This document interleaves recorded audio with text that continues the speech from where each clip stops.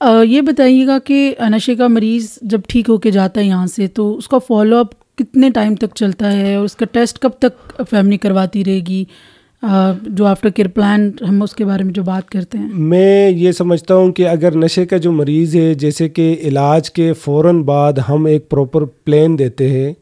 Follow-ups का, और इलाज के बाद जो फॉलोअप्स है वो इलाज से भी ज़्यादा ज़रूरी है, क्योंकि मरीज़ का इलाज के बाद जैसे कि वो बाहर सबसे पहले जो पहले दिन जाता है उसको जो क्रेविंग होती है वो स्मोकिंग की होती है। वो जो क्रेविंग होती है, अगर आप 3 महीने या 4 महीने स्मोक नहीं करते, आप ड्रग फ्री रहते और आप बाहर जाते हैं, तो आपको क्रेविंग होती है स्मोकिंग की, और आप आफ्टर 2 वीक्स के बाद या आफ्टर 7 डेज़ के बाद फॉलोअप पे आते हैं और आप वो बात डिस्कस करते हैं माहिर नफ्सियात से, तो वो आपको वो स्किल सिखा देते हैं कि जैसे कि क्रेविंग मैनेजमेंट सिखा देते हैं कि आपने वक्ती तौर पे अगर आपको स्मोकिंग की तलब हो तो आपने कैसे इससे बचना है।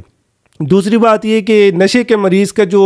असल इलाज है वो रिहेबिलिटेशन सेंटर के बाद शुरू होता है, जिसमें मरीज़ का फॉलोअप रेगुलरली कंटिन्यू करना, उस दोबारा उसी सोसाइटी को क्विट करना, अपने फैमिली को टाइम देना, और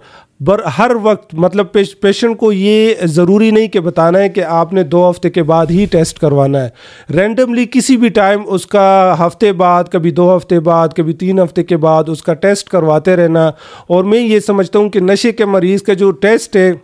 वो रेगुलर बेसिस पे करवाना चाहिए, और ये कम से कम 6 महीने से लेके 1 साल तक करवाना चाहिए। तभी फॉलोअप्स के साथ साथ आपकी जो काउंसलिंग होती है, आपके जो टेस्ट होते हैं, तभी आप नशा छोड़ देते हैं।